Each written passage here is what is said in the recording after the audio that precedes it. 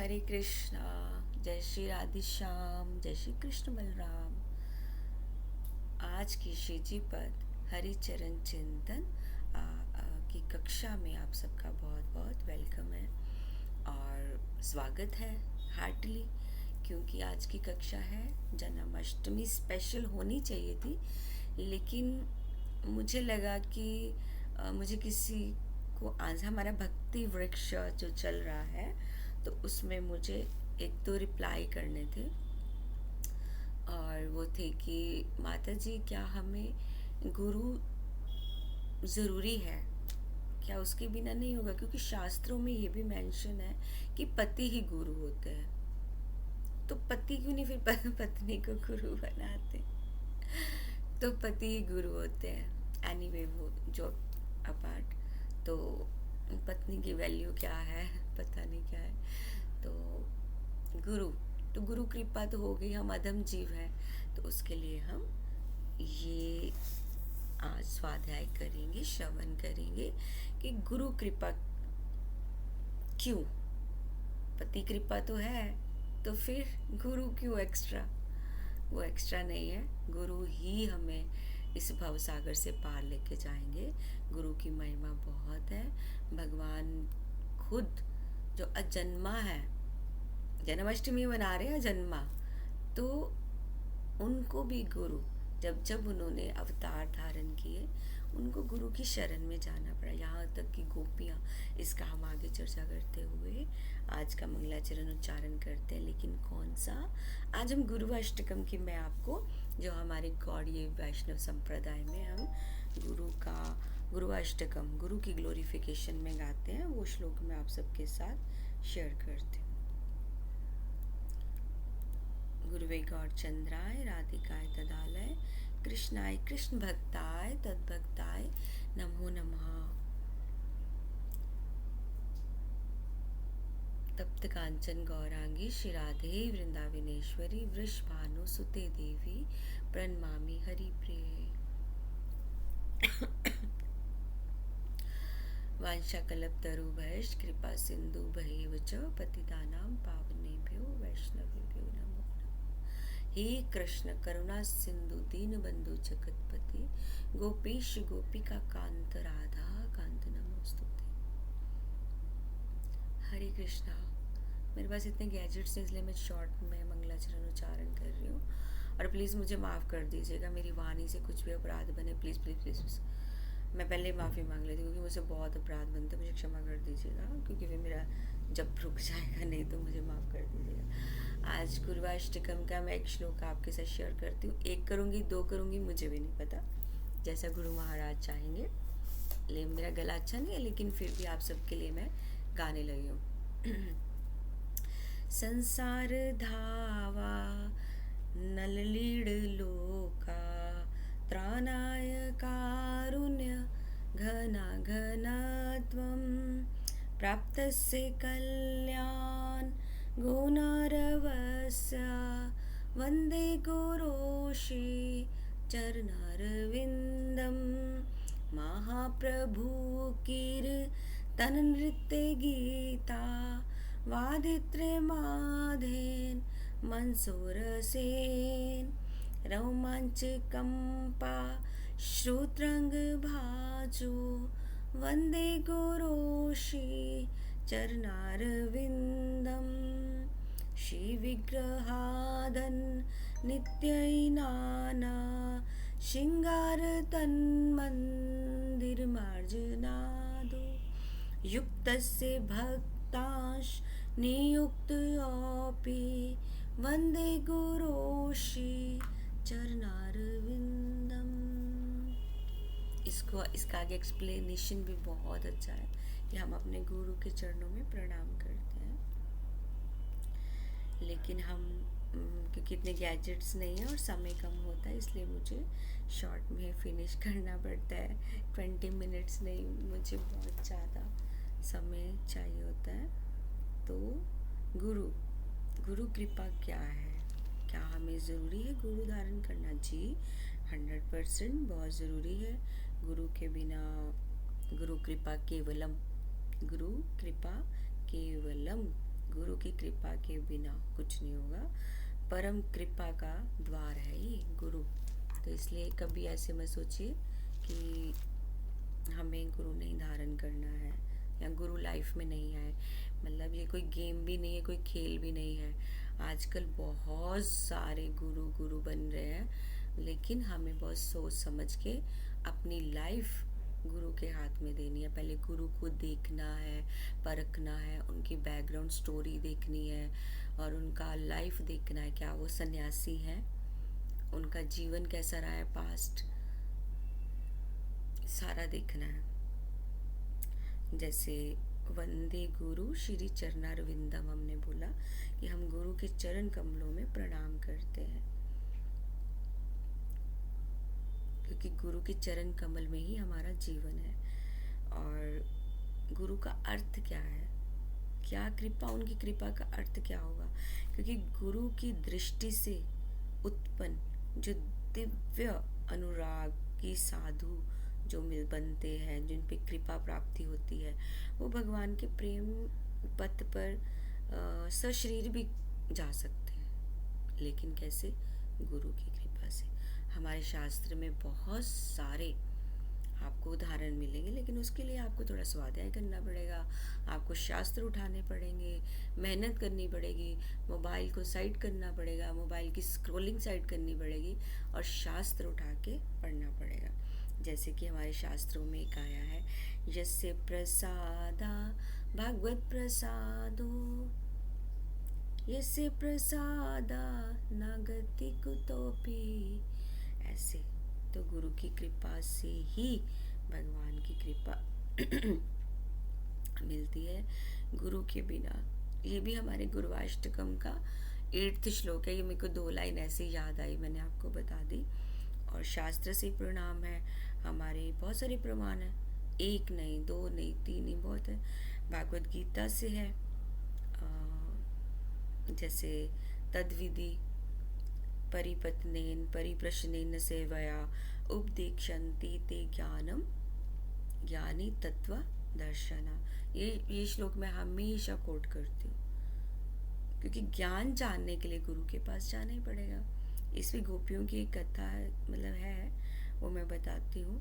आचार्यों की वाणी, जैसे हमारे श्रील रूप गोस्वामी पाद जी ने बोला है, गुरु ही वो सूर्य है जो साधक के हृदय में भक्ति का दीप जला सकते हैं। उसमें बीज हम हमेशा मैं चर्चा करती हूँ, भक्ति क्या है? एक बीज है। जब तक वो बीज का रोपण होगा, फिर जब से संतों के साथ जैसे संग, साधु संग से, उसमें ये सब चीज़ें, उसमें जैसे हम कोई बीज रोपण करते हैं, ऐसे तो होगा नहीं, उसकी केयर करनी पड़ेगी, उसमें खाद डालनी पड़ेगी, उसमें पानी डालना पड़ेगा। और ये सब खाद पानी केयर क्या है? साधु संग, नाम जप, टाइम वेस्ट नहीं करना, ये है। और गुरु की कृपा का हमारे बहुत सारे ये होने चाहिए, हमारा लक्ष्य होना चाहिए। नाम में रुचि मिलती है, लीला स्मरण की शक्ति गुरु देते हैं। और जो हमारे अंदर के दोष है ना, वो गुरु समाप्त करते हैं। गुरु हमारे हृदय को क्लियर करते हैं ताकि हम रेडी हो जाएं। गुरु पूरा हमें रेडी करके फिर भेजते हैं भगवान के पास। और भक्ति मार्ग का जो बल है वो भी गुरु देते हैं, और हम में क्या श्रेष्ठता है, कितने हम निम्न है तो निम्न ही है, तो वो गुरु ही बता गुरु का महत्व क्या है, वो भी यही है कि वो साधु संग, गुरु की कृपा के बिना जो हमारा अहंकार है कहीं ना कहीं है ही है, संसारिक है, स्पिरिचुअलिटी में भी आ जाता है। अब कई लोगों से मैं भी मिलती हूँ, उनको एक पद एक मिल जाएगा, वो अपने आप में फिर ऐसे होते हो, अरे मैं तो ऐसा, मैं तो ऐसा, मैं तो ऐसा। लेकिन उनको पता ही नहीं है कि आप रियल में क्या दिख रहे हो, क्या दिख रहे हो। क्योंकि जो भक्त होगा ना रियल, इतने बड़े बड़े वैष्णव्स हैं, महाभागवत हैं, वो आपको दिखेंगे ही नहीं सोशल दुनिया में कहीं भी, वो आपको शो ही नहीं होंगे। जैसे गौड़ीय संप्रदाय में मेरे गुरु महाराज हैं, हिज होलीनेस राधा गोविंद गोस्वामी महाराज। गुरु महाराज को कुछ नहीं पता है, उनके पास व्रज धाम के बाहर भी कोई प्रॉपर्टी नहीं है, कोई बैंक बैलेंस नहीं है, कुछ भी नहीं है। भक्तों ने आज इधर रख दिया, गुरु महाराज वहाँ है, अब भक्तों ने छीन लिया, उधर चले गए। ठीक है, भक्तों मतलब अगर कोई भक्त ऐसे करता है तो क्या बोल सकते हैं। कई बार होता है ना कि गुरु महाराज यहाँ रह रहे, नहीं गुरु महाराज अभी मुझे इस घर की ज़रूरत है, गुरु महाराज आपको दूसरे घर पे शिफ्ट कर देते हैं। ऐसे क्यों? क्योंकि वो गुरु महाराज को नॉर्मली बॉडी के रूप में ले रहे हैं, मनुष्य। गुरु महाराज उस पर क्वेश्चन नहीं उठाएंगे, बोलेंगे हाँ ठीक है, अच्छा है। बहुत बहुत बहुत दूर है मेरे गुरु महाराज इन सब सोशल साइड। वो यहाँ तक कि उनका बर्थडे सेलिब्रेशन होता है मंदिर में, वो वहाँ भी नहीं आते हैं। वो उनकी आंखों से आंसू होते कि ये सब क्यों, क्या किया इस जीवन में आके। इसलिए आप सब सुन लीजिए, जब भी अपना बर्थडे सेलिब्रेट करें तो सबसे पहले सोच लीजिए कि हमने क्या किया है, क्या किया है आके। और आजकल के जो डाउन टू अर्थ यूथ को जो बहुत अग्रसर कर रहे हैं भक्ति में, हमारे इंद्रेश भैया, मतलब बहुत बहुत रिगार्ड है उनके लिए मेरे मन में, बहुत बहुत। और बहुत कृपा है उनके ऊपर साधु संतों की, और लगता ही नहीं है कि वो इतने बड़े भागवत है, इतने बड़े महाभागवत हैं। तो आप प्लीज़ उनको भी सुनिए। गुरु कृपा के ऊपर उन्होंने बहुत कुछ बताया है। तो गुरु कृपा, अगर हमारी गुरु कृपा हमें, देखिए लीला उनसे मिलेगा, गुरु से लीला दर्शन और भगवान का दर्शन उनसे मिलेगा। हमारे अवगुण गुरु ही समाप्त करेंगे, भक्ति मार्ग को चलना बताएंगे और हमारा अहंकार ख़त्म करेंगे। जो ये भूल भुलैया है ना ये संसार की, इससे भी गुरु ही निकालेंगे। हमने पढ़ा ना इसमें शिक्षाष्टकम के श्लोकों में, जैसे परम गति तक गुरु महाराज लेके जाते हैं। श्री जी की जो हमारी श्री जी हैं, उनकी जो सेवा है, गुप्त मार्ग का दरवाज़ा भी गुरु महाराज खोलते। नहीं तो हम तो भटकते रहेंगे ना, आज उधर कल उधर। लेकिन गुरु की कृपा कैसे प्राप्त करें? प्रार्थना से, प्रार्थना करनी पड़ेगी। भगवान गुरु देते हैं, गुरु भगवान से मिलाते हैं, सब एक चल रहा है, क्योंकि गुरु ही भगवान का ही स्वरूप है, भगवान के भेजे हुए पार्षद है हम लोगों की जिंदगी को सही राह पे, ट्रैक पे लाने के लिए। गुरु की सेवा और उनकी आज्ञा का पालन करना, मतलब भाव ये होना चाहिए कि मतलब भाव के साथ कि मुझे गुरुदेव को सर्व करना है। ऐसा नहीं सोचना कि मैं अब सर्व कर रहा हूँ और साथ में वीडियो आना चाहिए, नो, बिल्कुल गुप्त रूप में। और गुरु ने जो बताया है, जो हमें आज्ञा की है, उसका उसी टाइम, हमारी दीक्षा के टाइम गुरु महाराज ने क्या हमें उपदेश दिया है, क्या बोला है, उसके ऊपर चलना, मजाक में कभी नहीं लेना। और गुरु के हृदय में अपने प्रति विश्वास जगाना। कैसे जगेगा? अपने व्यवहार से। आपको कहीं भी पता चले मेरे गुरु महाराज वहाँ हैं, आपको चाहे लाखों का नुकसान हो, करोड़ों का हो, लेकिन गुरु दर्शन को ज़रूर चाहिए। हमारे मतलब बहुत सारे संतों के उदाहरण हैं, मैं अपने गौड़ीय वैष्णव संप्रदाय से दे सकती हूँ। रूप गोस्वामी बाद हैं, सनातन गोस्वामी बाद, जिनको महाप्रभु जी ने आज्ञा की थी वृंदावन में जाना है, और राधा मतलब श्री जी की सेवा का वरदान दिया, तो वो आए। और श्री हरिदास ठाकुर, जिनके चरण स्पर्श मात्र से बहुत से लोग सुधर गए। गुरु की कृपा का बखान ही नहीं कर सकते, बहुत टाइम लग जाएगा, लेकिन मेरी कक्षा का एंड नहीं होगा। गुरु कृपा, यहाँ तक कि मैंने एक बार गुरु महाराज से सुना था कि गुरु कृपा से ही ठाकुर जी प्रसन्न होते, मतलब हरि प्रसन्न। गुरु कृपा ये है, मतलब हरि प्रसन्न होंगे तो वो वैकुंठ देंगे, वैकुंठ देंगे। लेकिन अगर हरि के प्रिय, तभी बोलते हैं ना, भगवान के जो प्रिय है, श्री जी जिनसे प्रेम करते हैं, हमें कभी भी उनको हर्ट नहीं करना चाहिए, कभी तकलीफ नहीं देनी चाहिए। अगर आपने भगवान के प्रिय भक्तों को, अगर आपने उनको तकलीफ दे दी, आपने उनको हर्ट किया, तो भगवान, गुरु तो क्षमा कर देंगे, लेकिन भगवान नहीं करेंगे। जितना मर्जी आप तपस्या करो, कुछ भी करो, आपका कुछ भी फलदायक नहीं होगा जब तक आपने भगवान के प्रिय भक्त को आपने हर्ट किया, उस लेवल तक कर दिया कि उसने दोनों भुजाएं उठा के भगवान के सामने आपका नाम लेके बोल दिया कि मुझे इंसाफ चाहिए, तब भगवान तो बिल्कुल भी नहीं एक्सेप्ट करेंगे। भगवान भी बोलेंगे पहले उस वैष्णव के पास जा, वो क्षमा करेगा, फिर मेरे पास आना। क्यों? क्योंकि वो भगवान का प्रिय है।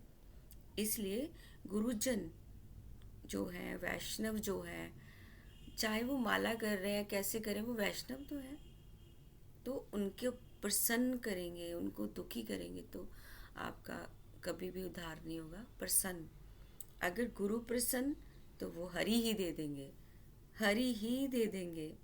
इसलिए हमेशा बोला जाता है भगवान से पहले हमें अपने आचार्यों को प्रणाम करना है।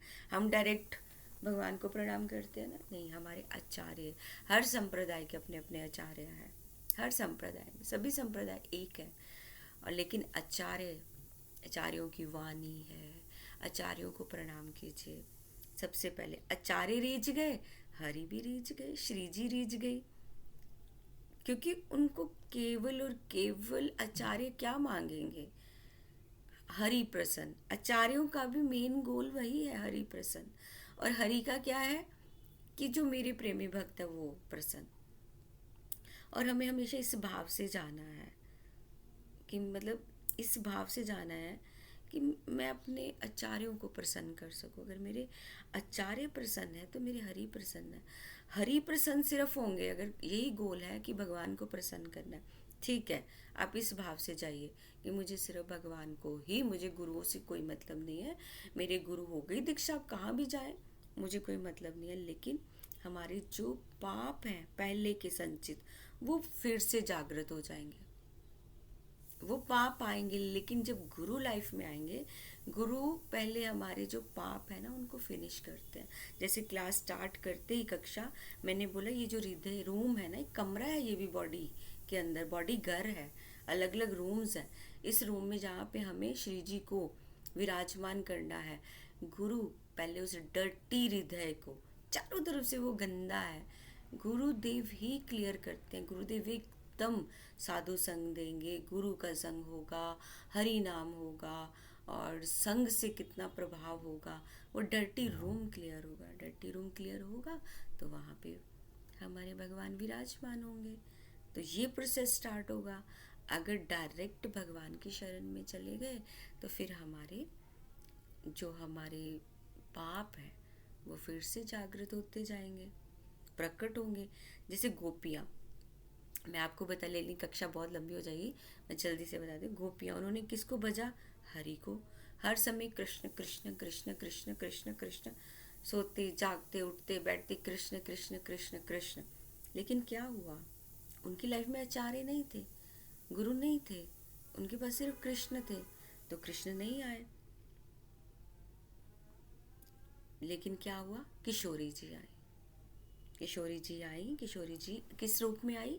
आचार्य के रूप में, आचार्य के रूप में आई। और उन्होंने बोला कि गाओ कृष्ण, गाओ, गाते रहो गाते रहो। उससे क्या हुआ? गोपी गीत हमें मिला, गोपी गीत मिला। कृष्ण आए भी, कृष्ण आए, आचार्य कौन आए? श्री जी आए उनके जीवन में, और उससे क्या हुआ? कृष्ण मिले। उसके बाद भी बहुत लंबी स्टोरी है। गोपियों के मन की जो हमारा है ना, काम क्रोध मोह मतलब इंद्रियां सब, क्योंकि क्या था, गोपियों को निकुंज में प्रवेश नहीं मिल रहा था। तो कृष्ण आए, गोपियों ने डिमांड की कि हमें भी निकुंज आना है। तो भगवान ने मना कर दिया कि मेरे पास तो निकुंज की चाबी नहीं है। निकुंज की चाबी किसके पास है? हमारी ललिता सखी, हमारे स्वामी जो श्री हरिदास संप्रदाय में। आपको निकुंज जाना है तो आपको हरिदास संप्रदाय में जाना पड़ेगा। जाना है, किस किस को जाना है बताना मुझे। जिनको निकुंज जाना है हरिदासी संप्रदाय में, हमारी ललिता सखी के पास है वो चाबी। नहीं मिलेगी, हरिदासी संप्रदाय में है वो, हमारी प्यारी प्यारी प्यारी ललिता सखी जी के पास। इस तरह गोपियों को आचार्य आए लेकिन कृष्ण भी आए, निकुंज नहीं मिला। ये आगे की और एक बहुत अच्छी वाली स्टोरी नहीं बोल सकते, लीला है। तो इसको हम नेक्स्ट कक्षा में बहुत अच्छे से मैं आपको श्रवण करवाऊंगी और खुद स्वाध्याय करूंगी। लेकिन जब श्री जी आए आचार्य होके तो कृष्ण आए क्या गाने से? गोपी गीत। ऐसे मिला था हमें गोपी गीत जिसको हम गाते हैं। इसीलिए बोला जाता है गोपी गीत रोज गाओ, गोपी गीत गाते रहो, घर में लगा के रखो। क्यों?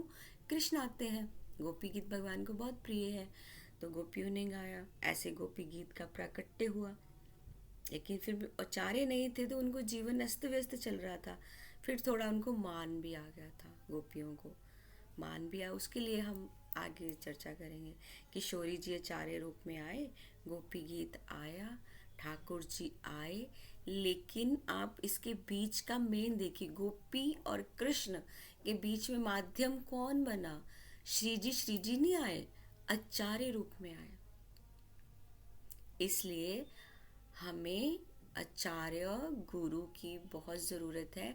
ये शरीर रूपी जो बोट है, इसको पार जाने के लिए, इसका जो बोट को चलाते हैं ना, क्या बोलते हैं उसको, है ना, पता नहीं क्या बोलते हैं, तो वो जो चलाते हैं ना, तो उसको गुरु बोलते हैं। तो वो गुरु उस बोट को चलाएंगे, यानी तो उस पार लेके जाएंगे। नाविक, नाविक शायद, है ना।